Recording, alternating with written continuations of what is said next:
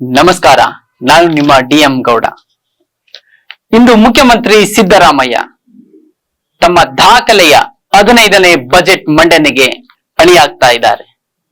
1994ರಲ್ಲಿ H D. ದೇವೇಗೌಡರ ಸಂಪುಟ ಸೇರುವ ಸಿದ್ದರಾಮಯ್ಯ ಚೊಚ್ಚಲ ಬಜೆಟ್ ಮಂಡಿಸ್ತಾರೆ. ಅಂದು ಅವರಿಗೆ ಎದುರಾದ ಸವಾಲುಗಳು 108 ಆದರೂ ಆ ಸವಾಲುಗಳನ್ನು ಮೆಟ್ಟಿ ನಿಂತು ದಾಖಲೆಯ 15ನೇ ಬಜೆಟ್ ಮಂಡನೆಗೆ ಅಣಿಯಾಗುತ್ತಿರುವ ಸಿಎಂ ಸಿದ್ದರಾಮಯ್ಯನವರ ಯಶೋಗಾಥೆಯನ್ನೊಮ್ಮೆ ನೋಡಿ ಬರೋಣ. 1994 ಎಚ್.ಡಿ. ದೇವೇಗೌಡರ ಜನತಾ ಪಕ್ಷದ ಸರ್ಕಾರದಲ್ಲಿ ಹಣಕಾಸು ಅಬಕಾರಿಯಂತಹ ಮಹತ್ವದ ಖಾತೆಯನ್ನು ನಿರ್ವಹಿಸುವ ಸಿದ್ದರಾಮಯ್ಯ 1994ರಲ್ಲಿ ಸುಮಾರು 6,500 ಕೋಟಿ ರೂಪಾಯಿ ಗಾತ್ರದ ಬಜೆಟ್ ಮಂಡಿಸುತ್ತಾರೆ.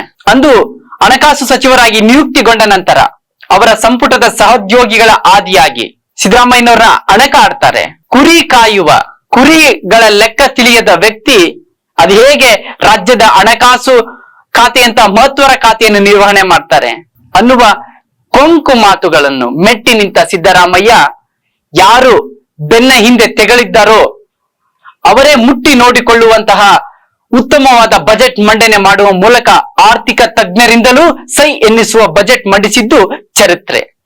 ಅಂತಹ ಸಿದ್ದರಾಮಯ್ಯ ಕಾನೂನು ತಜ್ಞರಾಗಿ, ಆರ್ಥಿಕ ತಜ್ಞರಲ್ಲದ ಸಿದ್ದರಾಮಯ್ಯ ಕಾನೂನು ಪದವೀಧರರಾದ ಸಿದ್ದರಾಮಯ್ಯನವರು ದಾಖಲೆಯ ಹಣಕಾಸು ಸಚಿವರಾಗಿ 7 ಬಜೆಟ್, ಮುಖ್ಯಮಂತ್ರಿಯಾಗಿ 8ನೇ ಬಜೆಟ್ಗೆ ಕ್ಷಣಗಣನೆ ಆರಂಭವಾಗಿದೆ. 1994ರಿಂದ 1999ರವರೆಗೆ 6 ಬಜೆಟ್, 2004ರಿಂದ 2005ರವರೆಗೆ ಉಪಮುಖ್ಯಮಂತ್ರಿ ಮತ್ತು ಹಣಕಾಸು ಸಚಿವರಾಗಿ 1 ಬಜೆಟ್, 2013ರಿಂದ 2018ರವರೆಗೆ ಮುಖ್ಯಮಂತ್ರಿಯಾಗಿ 6 ಬಜೆಟ್, ಅದಾದ ನಂತರ 2023 ಮತ್ತು 2024 ಎರಡನೇ ಬಾರಿ ಮುಖ್ಯಮಂತ್ರಿಯಾಗಿ ಈಗ 8ನೇ ಬಜೆಟ್ ಮಂಡಿಸುತ್ತಿರುವ ಸಿದ್ದರಾಮಯ್ಯನವರು 2023 ಮತ್ತು 24ನೇ ಸಾಲಿನ 3,27,000 ಕೋಟಿ ಗಾತ್ರದ ಬಜೆಟ್ ಮಂಡಿಸುವ ಸಿದ್ದರಾಮಯ್ಯ ಸರಿಸುಮಾರು 3,80,000 ಕೋಟಿ ಗಾತ್ರದ ಬಜೆಟ್ ಮಂಡಿಸಲಿದ್ದಾರೆ ಎಂದು ಆರ್ಥಿಕ ಇಲಾಖೆ ಅಂದಾಜಿಸುತ್ತಿದೆ.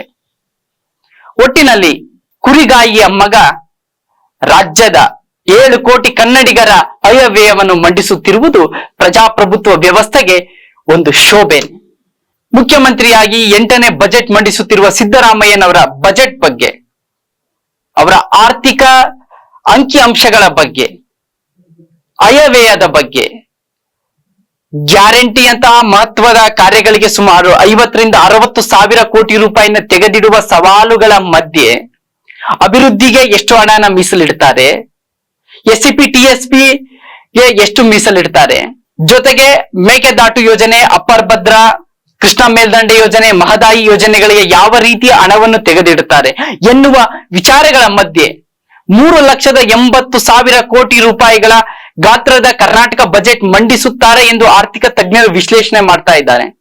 ಒಟ್ಟಿನಲ್ಲಿ ಎಲ್ಲರನ್ನೂ ಒಳಗೊಂಡಂತೆ, ಯಾಕಂದ್ರೆ ಇನ್ನೇನು ಒಂದು ತಿಂಗಳ ನಂತರ ಲೋಕಸಭಾ ಚುನಾವಣೆ ಕೂಡ ಅನೌನ್ಸ್ ಆಗುತ್ತೆ.